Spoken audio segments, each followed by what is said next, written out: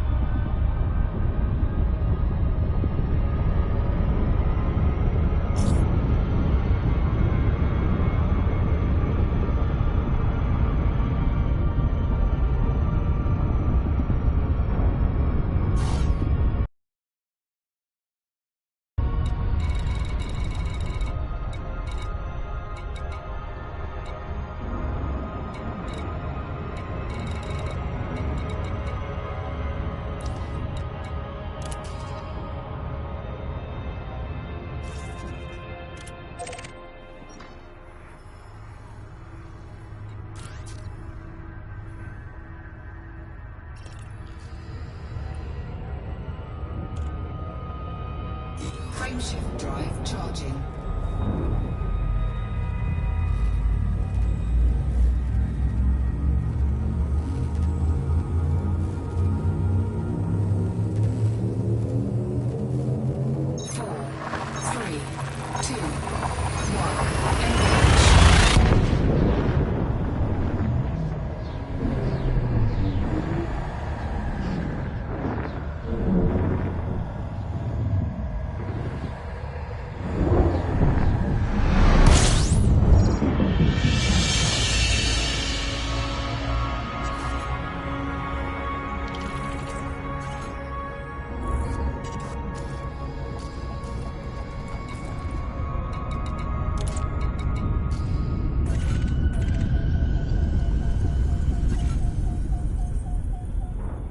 System scan complete.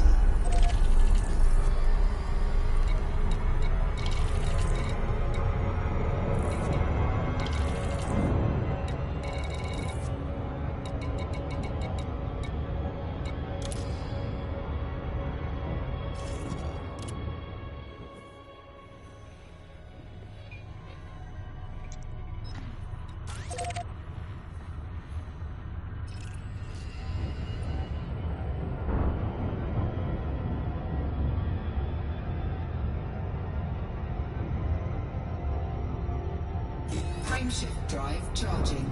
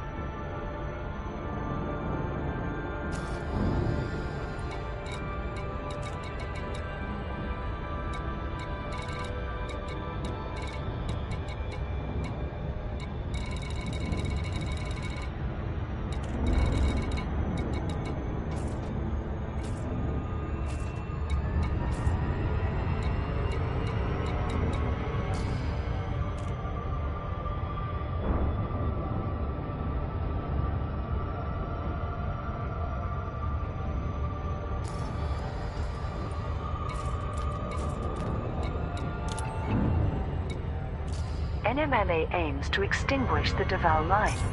The Neo-Marlinist Liberation Army has taken responsibility for the attack on Dyson City starport in the Paris system. The primary targets were Imperator Hadrian Duval and his wife Lady Astrid Minerva Duval, who is pregnant with his child. Although they survived, the bombing left many thousands dead and injured. The following message was sent across NMLA propaganda channels. As long as a single Duval is left alive, the Republic of Akanar cannot be rebuilt. It is our duty to extinguish that entire line and free our people. Gave a statement on behalf of ACT. It is significant that this latest broadcast is not from Theta. That Theta Group, the team of weaponsmiths that built the caustic enzyme bombs, has split in two.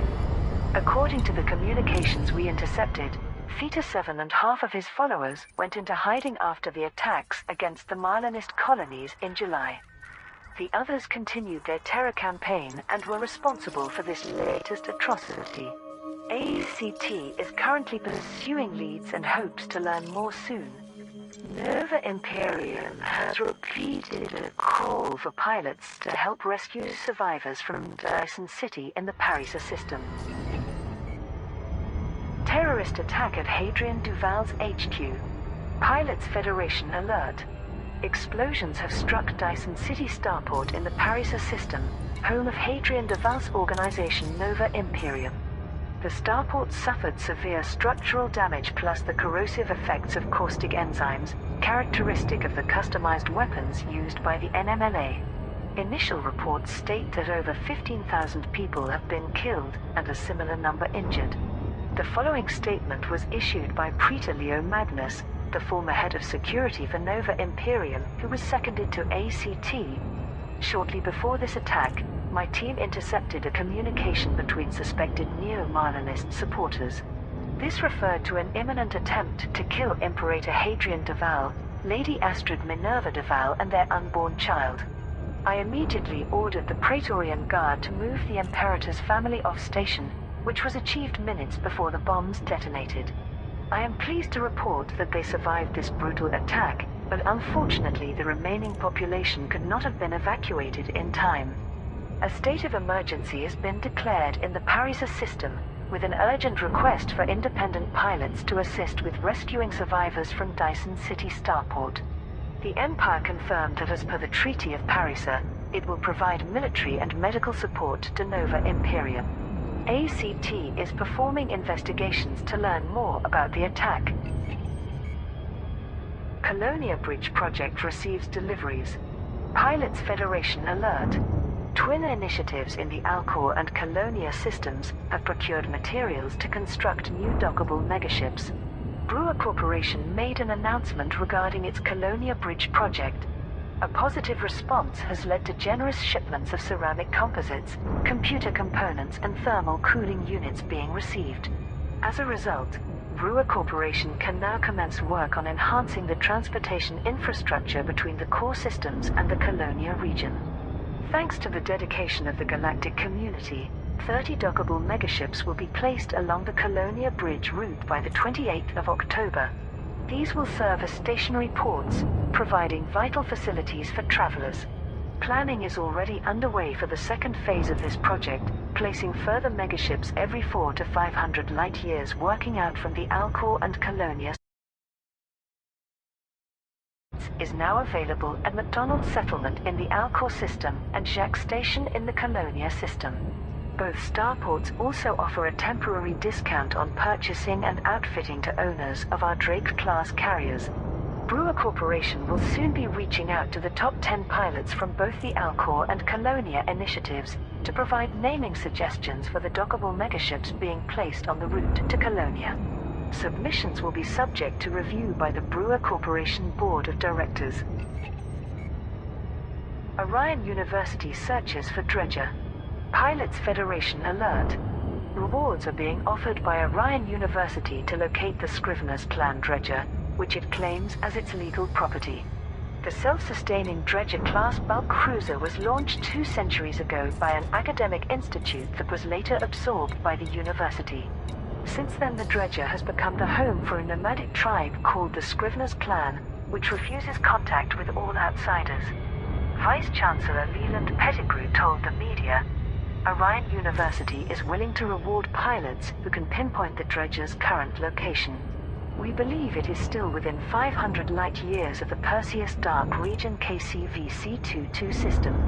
Pilots who are interested in helping should first dock at Ring Mine Station in the 2MAS J03291977 plus 31245572 system to automatically sign up to the search operation.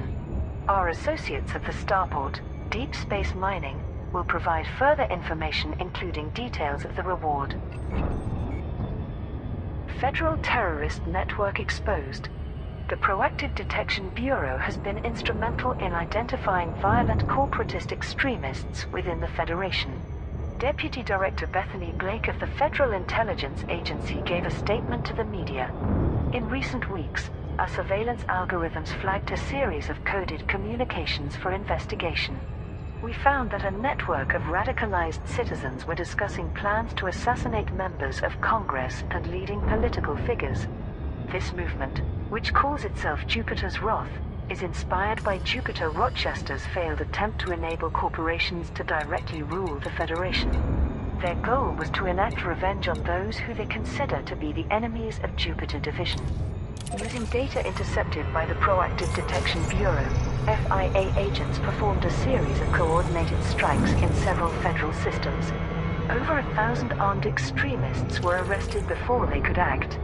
We are currently working to identify the remaining Jupiter's Wrath members. Vice President Jerome Archer claimed that this was further validation of the Domestic Counterterrorism Act, which permitted the PDP to be established. However, Shadow President Felicia Winters commented, "I commend the FIA for performing their duties. But I also question the timing of this operation, coming so soon after President Hudson's appallingly reckless attempt to capture Yuri Grom. To me it seems calculated to show his administration in a positive light, while ignoring the violation of citizens' privacy." Orion University claims ownership of Dredger. The ancient spacefaring home of the Scriveners clan is the legal property of Orion University, according to newfound historical records. The Scriveners clan is a nomadic tribe traveling on board a self-sufficient Dredger-class bulk cruiser. Their society is descended from an academic organization that sent out a research fleet 2 centuries ago. Unlike some Dredger clans, they refuse to have any contact with outsiders. Vice-Chancellor Leland Pettigrew of Orion University made this statement. In the year 3088, Dredger J403 was commissioned for an exploration mission by an academic institute named Scrivener College. This was absorbed into our university in 3125. Documents detailing these facts were recently discovered in our archives and verified by the courts. Therefore the Dredger, including all of its contents, is legally owned by Orion University. Naturally, we bear no ill will toward its current populace, but the vessel they inhabit has always been our commercial property. The Scriveners clan Dredger was last seen in the Perseus Dark Region KCVC-22 system, where it was salvaging the Hesperus megaship. On the 9th of July, it made a hyperspace jump to an unknown destination within 500 light years. Orion University is the largest independent educational institution in the core systems, rivaled only by the Imperial Science Academy and Olympus Village University. Joker's deck hit by art thief. The secretive gambling circle of the super-rich has been raided by the notorious criminal known only as the Winking Cat. The information was revealed by Francesca Wolf of the Wallblass Investigations Agency, who infiltrated the event. Her report, which was relayed from an unidentified location, has been published by her fellow detective Eric Gunnarsson. I'm not sure this will reach Gunnarsson, but I must try. After the security alert, the staff started getting their IDs checked, which might have revealed mine to be fake. I managed to slip out of the warehouse and into an abandoned industrial district. I still don't know what planet I'm on, but I found an old comms transmitter to send this message. Before I escaped, I learned what had caused the alert. There was a VIP ceremony involving the group's most precious possession, an ancient Joker playing card. Apparently this has been passed between senior members of Joker's deck for centuries, always held by the current host. But when Lexi October publicly unveiled the card, she found it had been replaced by one showing a different graphic, a winking cat. It's 2 years since we've heard from the galaxy's greatest larcenist, but there's no doubt that only the winking cat's legendary skills could have circumvented their security systems. I'm fascinated that a battered scrap of card has greater value than any of the billion credit items being wagered here. Guards are searching for the thief now. I hope I can get off-world before they find me instead. They're armed to the teeth and not in the mood to talk. Corporate split between Mastopoulos and Torval. Senator Zemina Torval's company Torval Mastopoulos Mining has become fully independent from its parent corporation. The former subsidiary of Mastopoulos Mining has officially rebranded itself as Torval Mining Limited. Zemina Torval is listed as its CEO, with her eldest daughter remaining as operations director. The starport Torval Orbital in the LTT-198 system serves as the company's headquarters. Business correspondent Anton Ligorio reported for the Imperial Herald. Although Torval Mining Limited is now an independent company, shares are legally transferable between it and Mastopoulos Mining. This has allowed loyal supporters of both Zemina Torval and Gabriela Mastopoulos to flock to each other's banner. As a result, Torval Mining Limited has acquired many ships, staff and resources from its former parent. There have been assurances that the split was amicable and in line with imperial traditions of honorable conduct. Constantia Torval has promised customers that mining and transportation services would be maintained to the same high standard. Speculation continues over what caused this unexpected rift between the Torval and Mastopoulos families. It seems that Zemina Torval is focusing on children and grandchildren, rather than her cousins on the Mastopoulos side, but the reason for this change of heart remains unclear. Twin initiatives for Colonia Bridge Project. Pilots Federation alert. Delivery campaigns in the Alcor and Colonia systems aim to improve journeys to the distant colonies. The Colonia Bridge Project is being funded by Brewer Corporation, which outlined the details in a press release. The Colonia region has great potential for businesses and travelers, but the long voyage can be prohibitive. Brewer Corporation is investing in the transportation infrastructure between the core systems and Colonia to make crossing those thousands of light years easier. Up to 30 dockable Frameshift drive charging. megaships will be placed along the route to Colonia, providing travelers with valuable respite and resources including tritium. These stationary megaships should be operational by the 28th of October and 4, 3, 2, 1. mark the completion of the first phase of the three-phase Colonia Bridge project.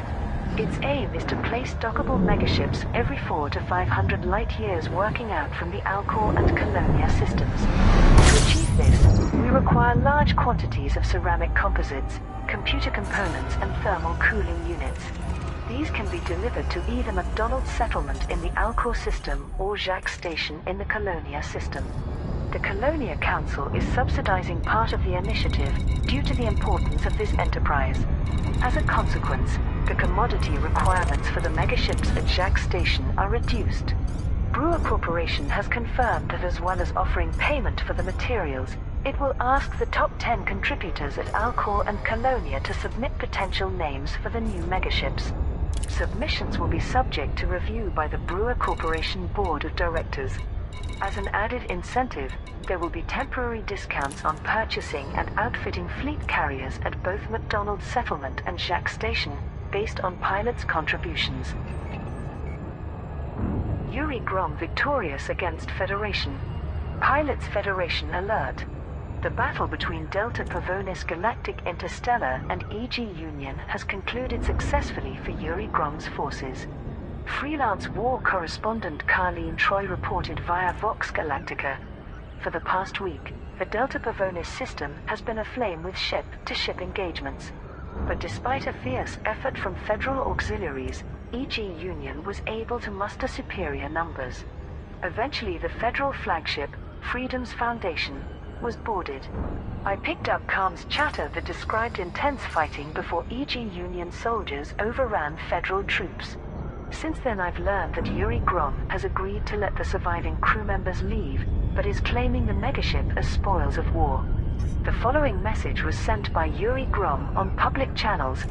President Hudson has revealed his true nature as the corrupt heart of the Federation's rotting carcass. This treachery will not be forgotten. Pilots who supported Yuri Grom can collect their rewards from the indomitable megaship. Delta Pavonis Galactic Interstellar confirmed that although the Freedom's Foundation is now under EG Union control, reimbursement for all commanders who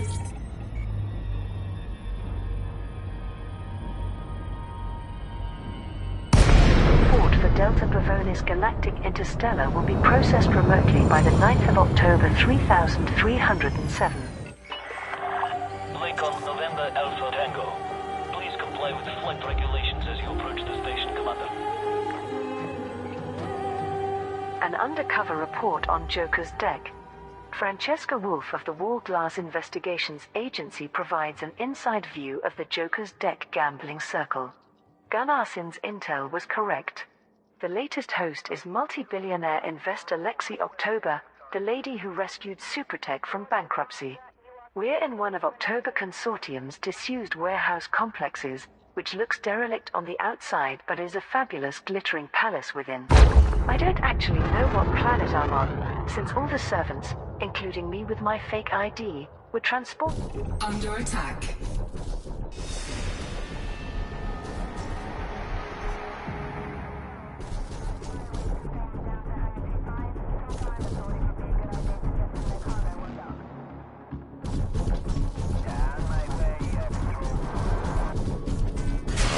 Taking damage. Shields offline.